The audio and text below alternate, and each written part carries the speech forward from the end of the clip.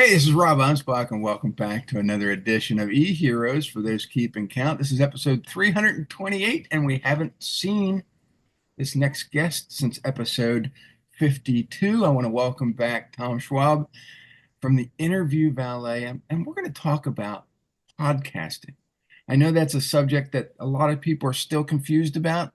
I've been doing this program since 2018, and another program I started in 2010. So podcasting's been around for a long time. It's going to continue to be along for at least a couple more weeks. So, I want to thank you for being here. And I think the big confusion right now is that let's start a podcast and we'll be the next Joe Rogan. I don't think it works that way. It doesn't, and people forget Joe Rogan was Joe Rogan before podcasting, Yes, he right? was. He had a big following, right? He was on Fear Factor. He was Oh, a he was stand-up on news comedian. radio if you go way back. Yeah, I mean, there's a guy that had 30 years practice before he became an overnight success. And while I don't think that starting a podcast and success is equal to the number of listeners, right? There's different reasons to do it. And, having a podcast is a great way to nurture your current clients and nurture your current leads, right? But being a guest on a podcast, that's always the way to get new exposure, to get new leads. So I think it's a great democratization out there that anybody could do it. But just because anybody could do it doesn't mean everyone should. Right. And I believe you wrote a book on podcasting. I wrote a book on podcasting. And anybody who wants it, it's free on my website. I've been giving a lot of books away for free, and people are like, "Well, Rob, how are you making money if you're giving stuff away for free?" I mean, the podcast is free, the books are free. I do it for education. I do it to convince people that I know what I'm doing sometimes. Well, So, I was going to say, I give my book away, Podcast Guest Profits, all the time. And I remember when I first started it, people are like, well, why would you give away your whole recipe on how the company works? And I'm like, for the same reason that chefs give away their recipes, mhm. right? Because there's some people that will read it, use it. I can think of an agency in South Africa that during COVID, the guy called me up and said, I want to start an agency based on your book. And I'm like, great. If you have any questions, ask me, right? And it's not a market that I was tapping into, but there's so many people that read the book and go, oh, that's a lot of work, right? Can you just do it for me? Sure. Yeah. I mean, I have done a lot, and I've gained a lot of clients from all my books. And when people call me and I'll say, "Well, what's your address?" I'll pop some books in the mail. And sometimes they'll go, "Well, don't send any of your sarcastic books because we don't want them." Well, that's who I am. That's what I'm about. It's for me, sarcasm is a form of rejection marketing. You don't like sarcasm, we're not gonna be good compatible, you know. And that It's not gonna that's work. that's one of the things I love about podcasts too, is that you get to see or hear really quickly who the person is. Mhm. And too many people now are like, "Oh, your marketing should be magnetic. It should attract everyone." Right. And it's like, that's not the way a magnet works, Hmm. right? A magnet attracts the right one, it repels other ones, right? So if somebody doesn't like sarcasm, it doesn't mean you're bad or they're bad, but I guarantee you will not work well together. Right. So let's figure that out early on.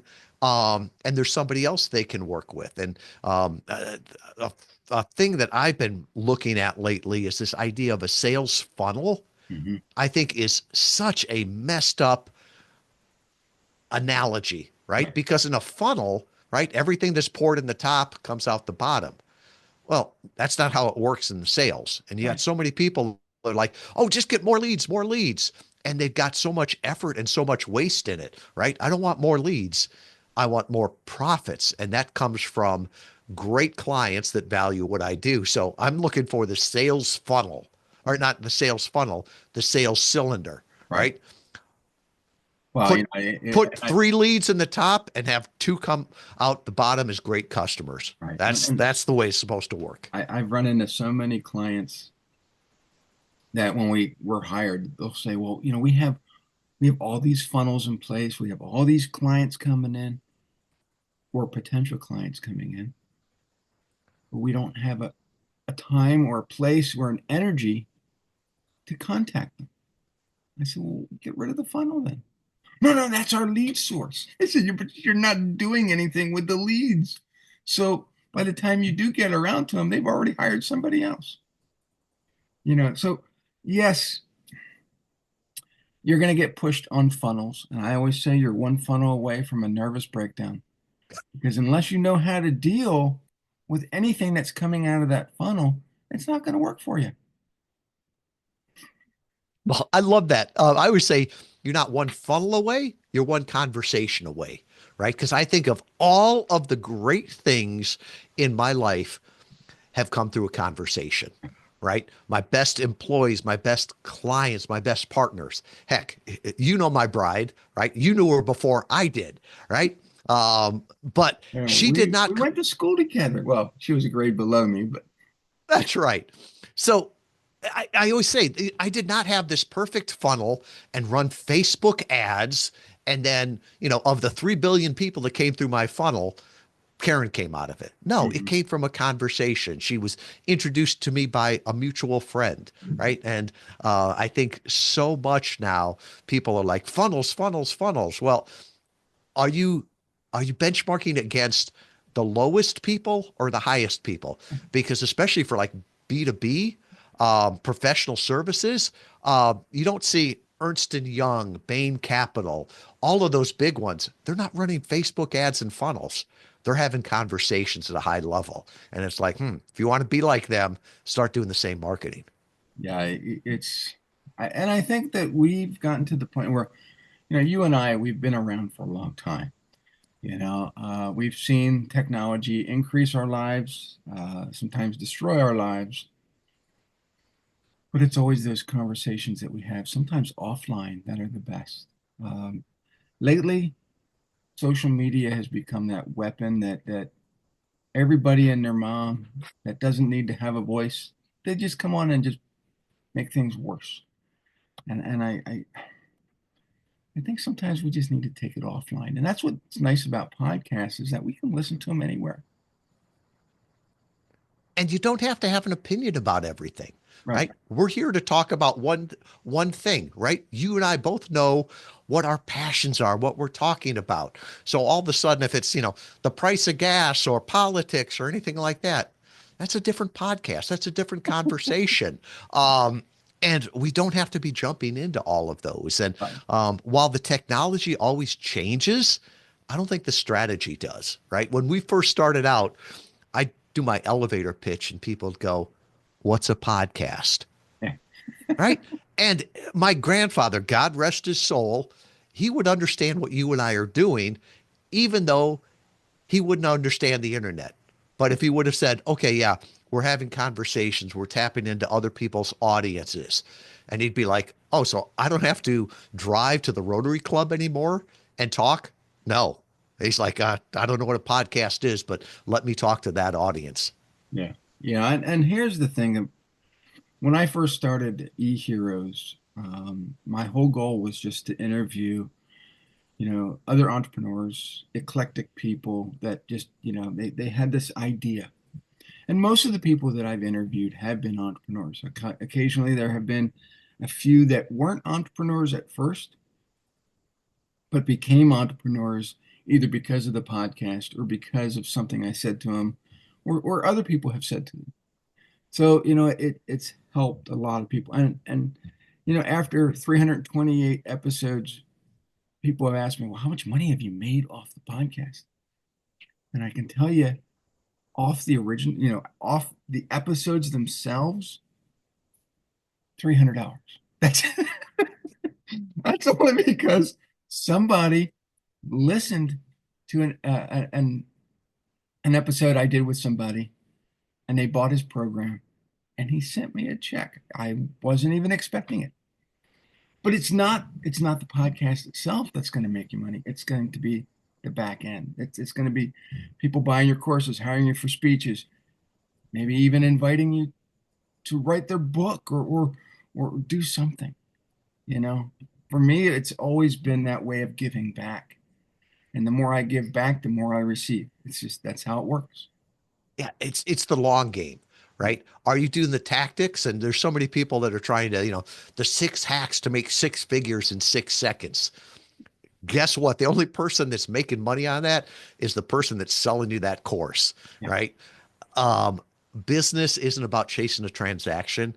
It's about building long-term relationships. And that's And exactly, and not and to that's make what this a, podcast does. well, and not to make this a sales pitch on my latest book, Legacy, but legacy is the long game. It's not about transactions. It's not about, what am I going to leave behind? Is it going to be money? Probably not. It's going to be knowledge. And so the podcasts have become part of my legacy. This is who Rob is. This is who Tom is. This is what we've done. This is who we've taught. Yeah. These are the moral compasses that we want you to follow to be better entrepreneurs. And one of the things that's taught to me by a friend that passed away shortly after, he said relationships are the ultimate currency, right? Doesn't matter if you've got $1 million. If you break down, that bank account's not going to help you. But if you got a friend that you can call in the middle of the night and Rob says, "Yeah, I'll be there in 10 minutes," right? That is priceless. And we were talking before, we both went to Europe, right? I visited people that I met through podcasts while I was in Europe, hosts, clients, all the rest of that. And I had friends now in Europe where I could go. And it's like that is just so priceless. And there's a lot of problems in the world today, but there's no better time to be alive, right? I can think of back when um, uh, you and I knew each other, and then all of a sudden it was my wife goes, Rob Anspach, I know him. He dated somebody in my school. They got married, all the rest of that. And so you and I had a relationship, even though we had never met each other, never knew each other in real life, didn't know how tall each other were, but we considered ourselves friends. And it's just funny how that digital world and the analog world all go together today. Oh yeah, yeah. And if you called me and said, Rob, I need your help, I would be there in a heartbeat. I mean, I don't know where Michigan is, but I would be there. You know, we Um, yeah, because years it's probably cold there and it's freezing cold here. So years years ago we had a tragedy in Michigan, and some very deranged person it did some horrible acts and killed a whole lot of people overnight. And it was a Saturday night. Sunday morning I wake up and I'm looking at my phone, and there's all these people that are I knew through podcasting, you mhm. know, just praying for you and your family, praying for you and your community. I'm looking through this and going, what the heck? And I walk downstairs and Karen's watching the news, and it's like I find out about the shooting, right? It wasn't until like that night that family is calling me. Is everything okay? And it's like, wow, these people that I have never met in real life, but just know through podcasting, they're the ones that are reaching out. And Yeah. I think that's similar to like when you start to use it for business, right? There's that relationship that builds because people know you. They know your story. They resonate with it. I can remember being on a plane one time and somebody came up to me and they said, "Are you Tom Schwab?" My No, first my no. first thought was, "Are you a process server?" You know? And I'm like, yes. Oh, I recognize your voice. It's like, Wow. what other medium could you talk about that, right?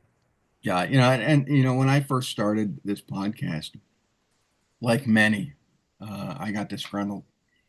And I think it was after episode 33, I stopped for about 6 months. And people were like, well, Rob, when's your next episode? I really want to hear it. And I thought, I was just going to kill it at that point. And got me thinking, if people really want my podcast and they're asking me about it, then it was something I should bring back. And after 6 months, I did, and I started doing things differently. I started batch recording. I started doing all the things that helped simplify my life. And now here we are, episode 328. The problem is that most podcasts die after the third episode. People don't know what to talk about. And you could say, well, Rob, you haven't even stopped talking. You just keep. But here's the thing: is that we all have stories, and that's why I bring on guests so that I can interview them. I don't have to be the one always talking. And I understand that some people don't like to talk. They'd rather convert the frequently asked questions into, something like an answer or whatever they want to do. And I've helped people with that. I don't find them as interesting, you know. I I'd push back there a little bit on that people don't want to talk because we've did a study and the vast majority of our clients are introverts, Hmm. right? And a lot of times people say, well, they don't want to talk. Well, people will talk about their passions, right? Hmm. I really don't want to talk about stuff that I have no interest in. I don't But really like to talk about politics, but I don't want to yeah, end up in that conversation. it's like that old thing, people will always talk about their uh, their their kids and their business, right? And if you're an entrepreneur, that's redundant because your business is probably one of your kids, right? So if there's passion about it, they'll talk about that. And it's like the same way. It's like, well, what am I going to talk about on a podcast? Hmm. The same thing you're going to talk about with friends, with clients, right? The same type of discussions there.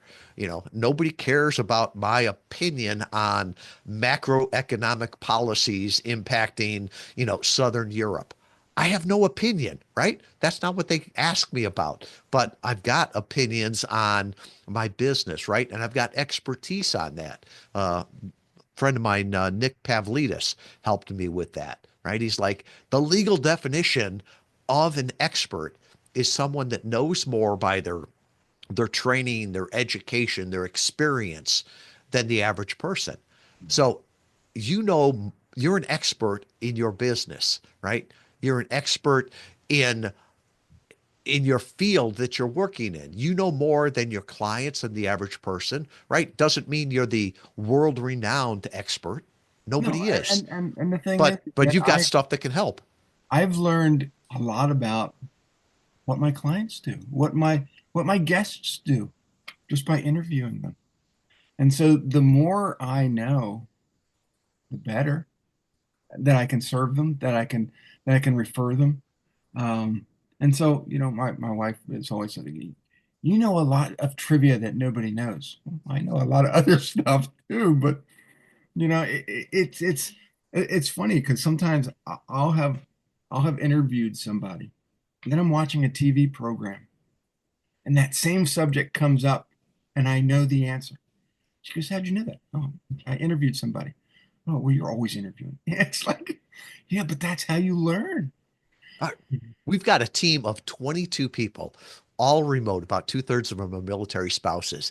And one of them came back after working with us for probably, I don't know, 9 months or a year. And she said, one of the best benefits of this job is that I am now the most interesting person at the parties, right? I can talk about anything because at any one time we typically have about 150 different clients. And she's like, so I learned from each one of the clients. So I can talk about all these different things, at least at a surface level. And Hmm. that's one of the things I love about podcasting too. I always encourage people, listen to a podcast you normally wouldn't, right? If you don't agree with them, well, at least listen to one of their episodes and you'll understand how they think, right? And it's if you want to call it like cross pollination, right? Let's be exposed to different ideas. I already know what I know. Let's let's figure out what other people know. I had someone reach out and they're like, "Well, Rob, you're a lot thinner now." Yeah, I mean, I started the podcast in 2018, and I think I was at a high of 240 pounds, and now I'm down to 192. So do the math. 6 years of podcasting, that's what happens. You lose weight. I had I had a client I was talking to. They had heard me on a podcast. Well, actually seen me on an early video podcast, and that drew them to us. We had a discovery call, and their first question was, "Oh my gosh, I didn't recognize you with the beard." And they knew me from Jamie Masters' Eventual Millionaire podcast that was like 6 years ago. I've Mhm. had this beard for 5 years, and they're like, "Oh, when'd you grow the beard?" Recently. Just yesterday. The voice hasn't changed, but the gray hair has. Yeah, it's you know, I think people underestimate the power of podcasting, and that's why they either one don't do it. They think it's going to be a pain in the ass. It's for me, I've gotten it down to a science where as soon as I'm done interviewing, we'll go through the editing process, which takes probably 15, 20 minutes, and it's up on YouTube.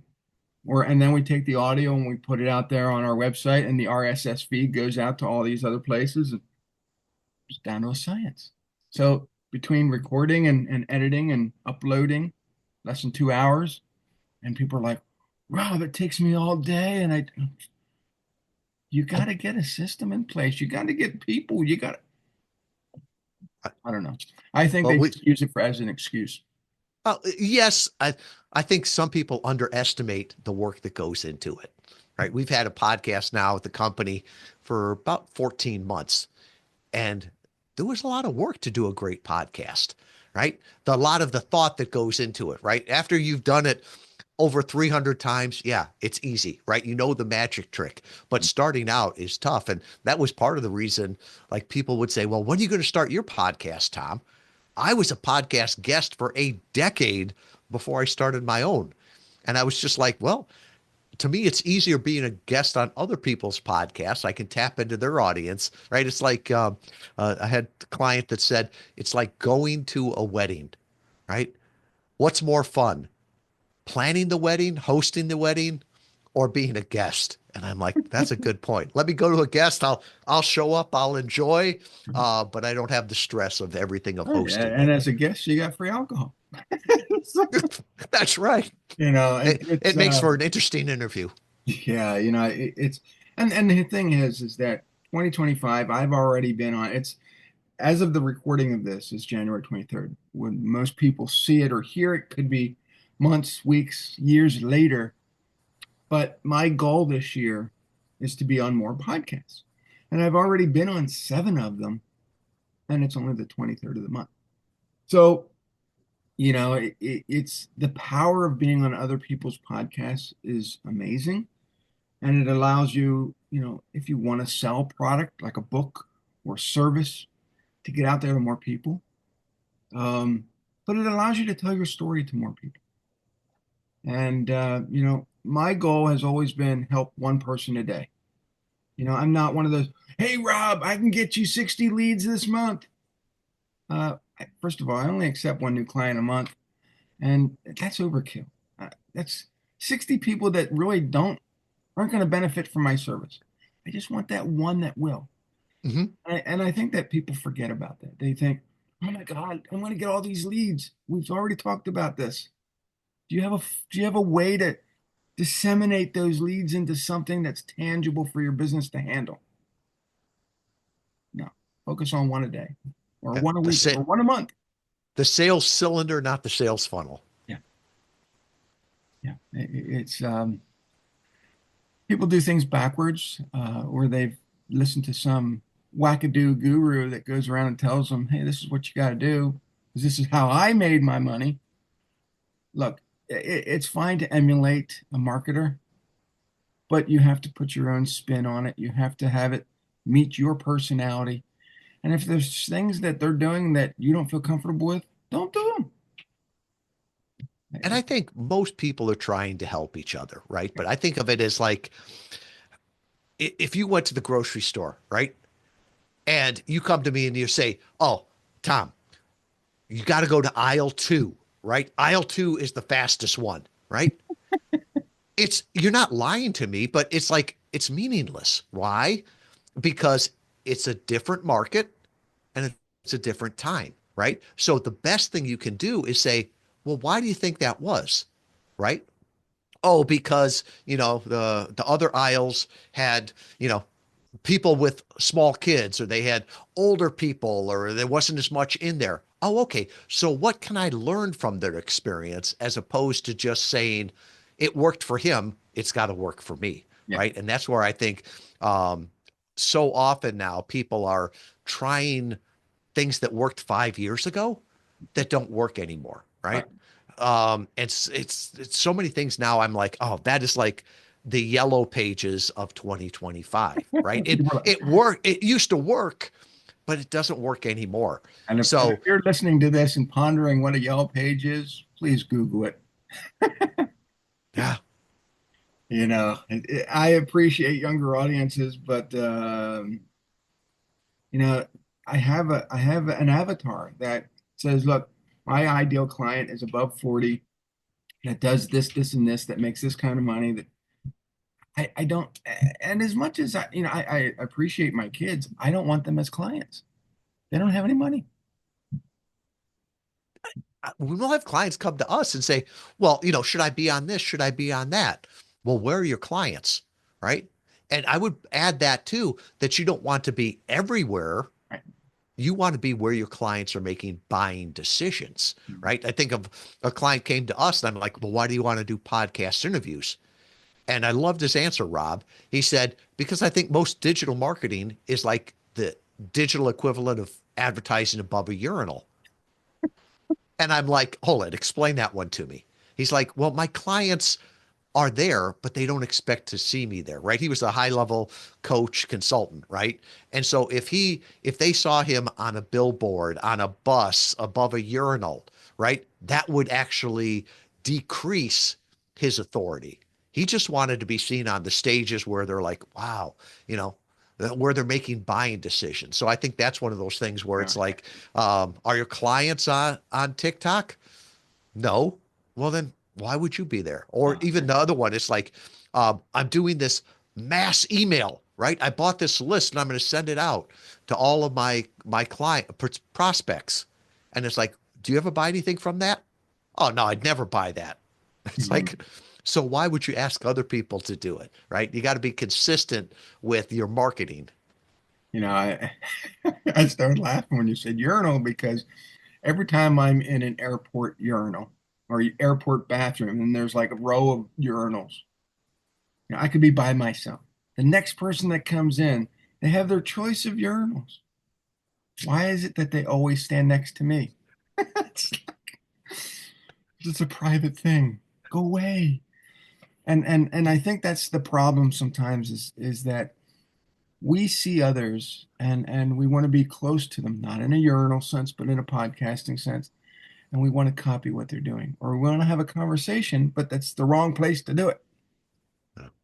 So, um, so if you're in an airport near me, and you decide that you want to go to the bathroom, not, yeah, this is dirty talk that we're talking about. No, stay away from me in the airport. Um, when I travel, it's funny because I've gone, uh, when I used to have the local carpet cleaning business here in Lancaster, everybody knew me. When I sold it and I started more of the consulting, nobody knew me here because I didn't take on any local clients. But when I started traveling, I've been in Dallas, I've been in San Francisco, and I'll get Rob, and I'm in the airport going, what? How are people finding me here? So podcasting allows you to be everywhere. And if you put your podcast video, like we're doing now, on YouTube or anywhere else, they can see who you are. They can see your face. They can see your voice or hear your voice, and you become bigger than what you thought. But my mission is just getting the knowledge out there and trying to reinforce people's legacy now because it's as I get older, as you get younger, we have to have some type of legacy. We have to be known. God, it's like the impact that we can make. And it used to be just in the local area, right? The only people you could help was the people that lived within the Lancaster area that you could drive to with the carpet cleaning, Yeah. right? The world has changed, right? For most of us, we've got this excess of potential clients, Mhm. right?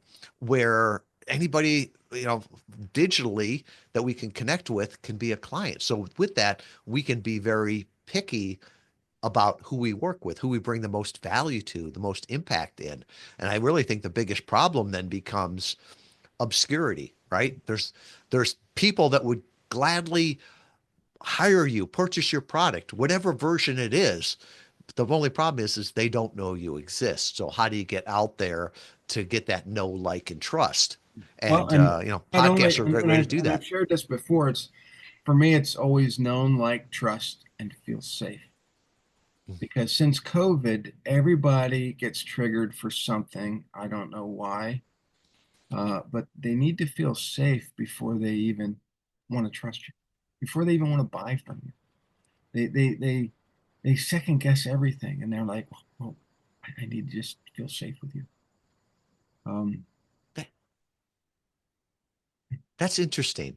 And I was talking with somebody else and they made the difference between contacts and relationships, right? We can go to LinkedIn right now and I can tell you how many contacts you have, but I can't tell you how many relationships you have. And to I me, the have difference between the contact and the relationship is, have I ever talked to this person? Right. So every now and then one of somebody the will reach and out. here's a trick that I want everybody to use is that every time you get a new connection, record a 15-second video. You can put it on YouTube and just send them the link. And all I do is welcome them as a friend. I put the transcript for the 15-second video along with, a little special message. I'm not selling them, I'm not pitching. And that has opened up the doors to conversations, and people are like, wow, that was so refreshing, no pitch. Or wow, I really appreciate that. And it got to the point where the cringe was getting so bad on LinkedIn. I wrote a free book that I give away. It's called LinkedIn Without the Cringe. It's on my website, another free book. But it tells you all the things that you should be doing that are different than everybody else, but you eliminate that cringe that you can start that conversation. And people will push back and say, well, that's not scalable. Yeah, Well, it may not be scalable, but it's effective, right, right? Because I think too much now we're focusing on things that are very efficient, right? Like mass emails, yeah, but they're not effective, right. right? And results come from efficiency times effectiveness. So you've got to make sure it's being effective and that that it works for you. Yeah, yeah. It's but and one of the things that I think a lot of people get confused about is that with podcasting, you have to have questions. You have to have questions prepared. I don't have any questions. And I never did that. On my prior podcast, I did it once. My prior podcast in 2010 was called Passions to Profits. And I had one person, Rob, I want the questions up front. I want to know, I want to be prepared. And I thought, I don't want to do that. But I did it for him. Problem was, as soon as I asked the question, he would speed through that answer so quickly. And I'm like, but then there was a problem with I didn't know how to transition from one question to the next. And I just trashed the whole interview. I said, yeah, I can't air this. It just sounds unnatural. Um, and so these podcasts need to be real conversations. You know, I didn't give Tom any questions to prepare for. He didn't give me any answers to prepare for. you know, so sometimes you get on here and you're like, oh my God, he's gone in left field. I don't know what he's talking about. You're going to But have that, but that's going to make it so that the next question you ask comes back and it's more interesting, whatever it is. But that's the fun about these interviews that I have with everybody. Um, and like Tom said, I've known Tom for a long, long time. I knew his wife before that, So we have a little bit of a history. Most people that come on this podcast, I have no idea who they are. I probably spent 2 minutes researching who they were. but I didn't go into detail. I didn't give long profiles. I didn't go, but I figure, you know what? You're going to learn from who Tom is based on the conversation, not on the long bio. To me, I can't. I was on a podcast the other day. The guy's reading through my whole bio. I'm like, good Lord, the podcast, when's it going to be over? And I'm thinking to myself, can I just, shoot myself now? It's just terrible. I didn't want that. And I told him in the beginning, short bio. Rob's an entrepreneur, blah, blah, blah. That's it. Done. Keep it simple. Well, maybe that's the newest book coming out, Podcasting Without the Cringe, right? Because I talk about this and I still see people doing their podcast one sheets, right? And it's got, here's the 12 questions you can ask me. How cringy is that, right? If we met for the first time, it's like, hey, Rob, nice to meet you. Ask me these 12 questions. Well, that's really awkward, maybe even insulting. And then if you ask those questions, it sounds stupid and every interview sounds the same. Better to say, you've never met me before, but here's some topics I think we could talk about. And let's pick a topic and go deep with that. And I've heard somebody said they had done like 200 podcast interviews last year. And I'm like, did you promote it or repurpose it?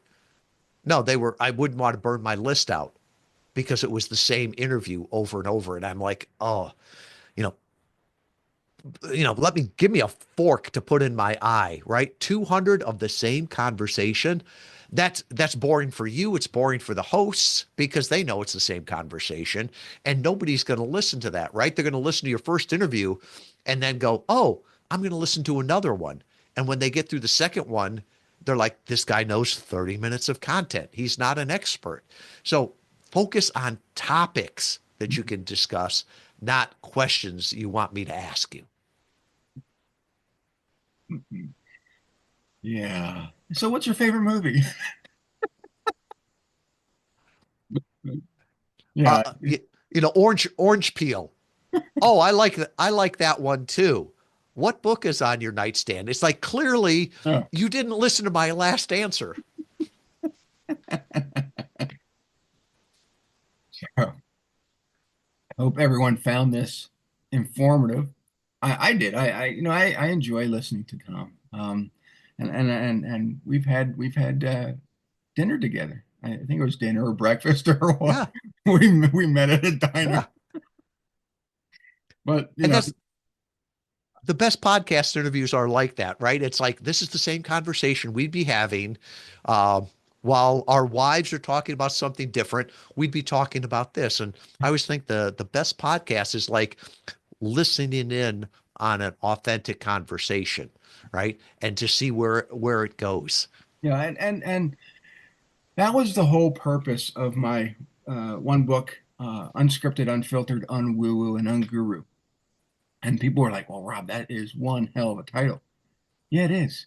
But the subtitle is Two No BS Entrepreneurs Talking About Business.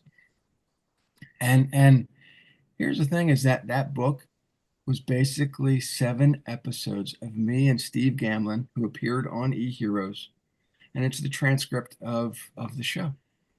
And people were like, "Well, Rob, why can't they just listen to the podcast?" Well, did you? Did you listen to the podcast? Well, no, I bought the book. There you go.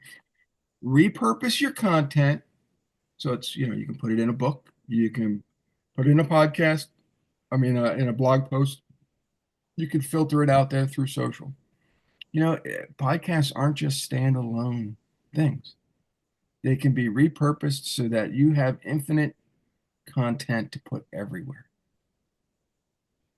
That's one of the things I tell people. Don't do more podcasts.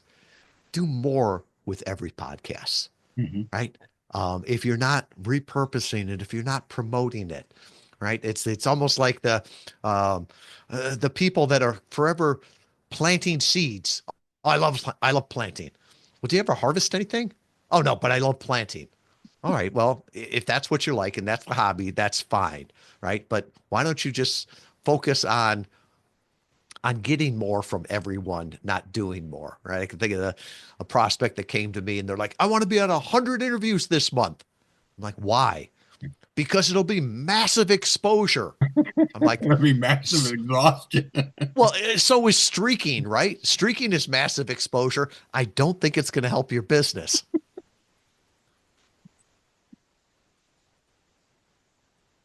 The Streaking Podcast. So we've talked about streaking and urinals in this podcast here. We're getting all the key words in.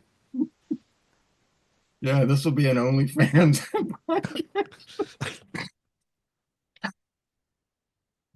Well, anyway, um, I think the biggest thing right now is AI, and people are like, well, how do we use that with podcasting? And for me, it was, and I'm gonna show you or explain to you how I used it to write one of my clients' books. And it wasn't the book part. I mean, it wasn't. It was taking some of the podcast interviews that my client did and stripping out the ADHD of the person that he interviewed. And I took some of the YouTube videos that this person had made. I fed them into AI. I said, learn this personality.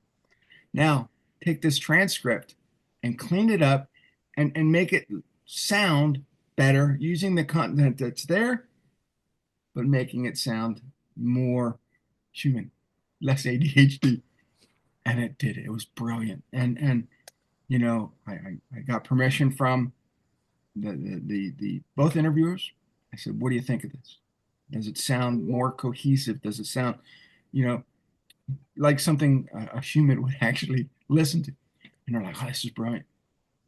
And so sometimes you'll have podcasts that your guest is just all over the place, like a squirrel looking for his nuts. The analogies on this show are horrible. Um, but AI will help you clean that up to make it sound better. And so all we're doing is enhancing the content that we already have to make it more enjoyable. It's AI is a tool, right? And somebody, when it first came out, when ChatGPT came out, they said, go back and read, I think it was like the third industrial revolution or something. It was written around Y2K, right? And it was all about how computers were going to change the world. And like, just read that book and put AI instead of computers, right? Mhm. All the fears we had were similar. All the opportunities were similar also. And so, it's like it's a tool, and the tool is either going to amplify your brilliance or your ignorance. And so I love it because it's the questions you can ask, the ideas that you can come up with. We did something for a lot of our clients. We went back and quote unquote listened to all their interviews from last year. Now, I didn't sit down and listen to, 40 hours of interviews, but we took the transcripts, we put them into ChatGPT and said, what were themes? What Yeah. were opportunities based on where What were they're the going three with their key elements business? of this episode?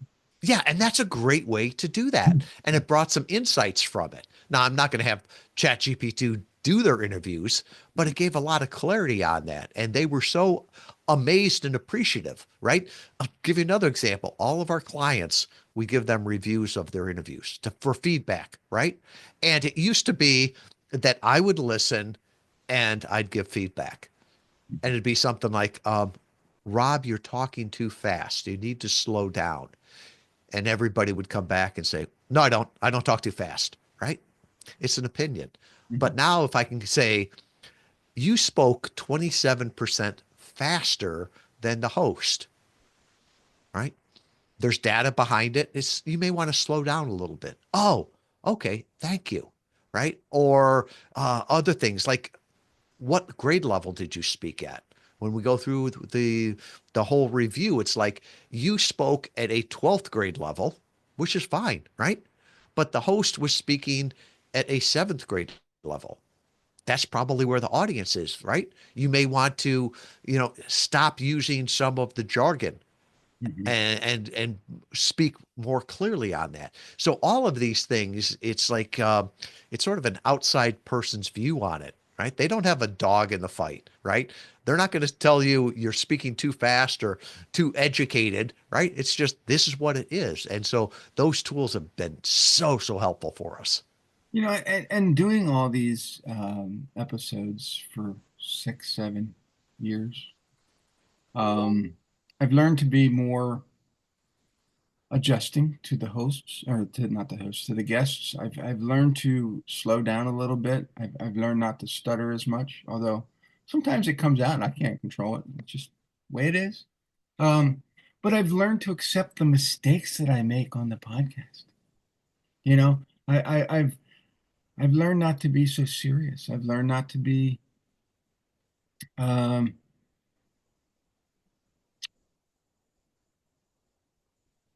yeah, serious, because I'm always sarcastic.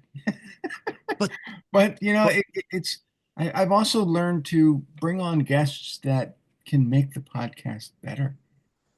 Because I think early on I brought on some people that I've never been on podcasts before. I had to coach them through it, and the chemistry just wasn't there.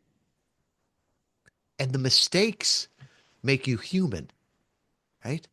Every now and then we'll talk over each other, right? AI is not going to do that. So when Right. people are listening to it, they're like, oh, yeah, this is real, right? I grew up in the Chicagoland area. I drop my G's on ing, right? No AI is going to do that, but people will realize, oh, that is real. And it's interesting because, you know, if a machine can do it, we shouldn't be trying to compete with it, right? So if it's something that can be Googled to find the answer of it, why do a podcast about it, right? There's better ways to do it. But if it's opinions, thoughts, where's the world going, observations, that's something you can only get from people in these kind of conversations. So I tell people don't get too polished, um, and because it will sound inauthentic. And you can sometimes tell when people start talking from talking points, right? And it's like, oh, they've said this before, right? And it just, you stop listening because it's almost like the politicians where they've got five answers, and whatever question you ask, they're going to answer the same one of their five answers. Yeah, and what I've found very particular is that when I was in Europe, a lot of people are using ChatGPT for search over Google. I was in the airport, and a German girl had come up to me, and I just glanced down, and she was using ChatGPT to search. And she looked at me and she says, I'm trying to find out what the best donut at Dunkin' Donuts is to eat. They didn't have Dunkin' Donuts, I guess, in Germany. And so we're in this airport, and it told her the glazed donut. My wife told her a cruller. She likes those better. But there again, people are using ChatGPT. See, you made a mistake. Chad, yeah. ChatGPT as a search versus Google, and now you're getting into something that's unique to the fact that ChatGPT is learning every day now. Before it was limited to, I think, a certain time frame. I think that last year was limited to 2021 or something. Now it's every day. It's learning every day, and it knows. And it's making life easier, I think, for marketers, for podcasters, because we can get our work done quicker. And what's interesting, Rob, is it's telling us what it's learning on, Mhm. right? There was a study that came out in December that said 7% of all searches were done on ChatGPT, right? Mhm. That's the first time it's really um, gotten into Google search, right? And then also in ChatGPT, after you ask it a question, look down in the bottom left-hand corner. It'll say sources. Mhm. So it'll tell you where it pulled that from. And what's really interesting is that it's going to pull from Wikipedia. It's going to pull from your own website. It'll pull from Amazon if you've got books. But Mhm. then largely what else it's pulling from is long form collaborative content. Hmm. So it's pulling from your YouTube videos, it's pulling from your podcast interviews. So it's telling you this is what we're pulling from. And I pull my hair out at times when I hear people say, well, what keywords should I use? It's like, this is not Y2K, right? They are not just looking for keywords anymore. They're indexing that entire conversation. They're looking at the pictures. They're watching the videos. So really, you need to put that content out there. And HubSpot talks about two things that will help you get promoted and mentioned by ChatGPT. And the first one is share of voice, right? How much are they talking about you compared to other people? And then sentiment, right? Is it positive, neutral, or negative? Well, every podcast interview, right, as a guest, it's pretty much 30 to 45 minutes of positive content. And that's what they're looking at. So that's one of the reasons why I say podcast interviews are a great way to make ChatGPT your best referral source going forward. But it's like you said, it's generative, which means that it's learning, and it's only learning based on the content that you put out there.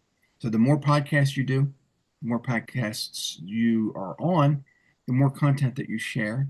I've noticed that it picks up on Facebook, it picks up on LinkedIn, it picks up on my website, it picks up podcasts, it picks up on other people's podcasts.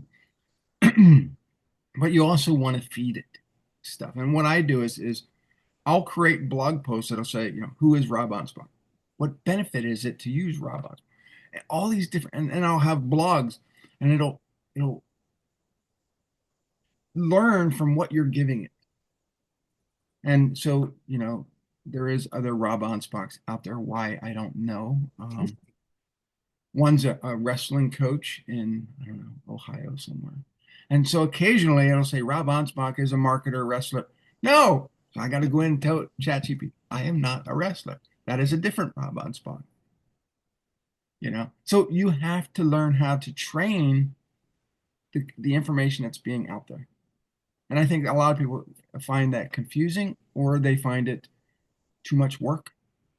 But if you're going to create content every day, might as well pepper it with stuff that you're already doing or want the search, or not the search, the AI to learn from.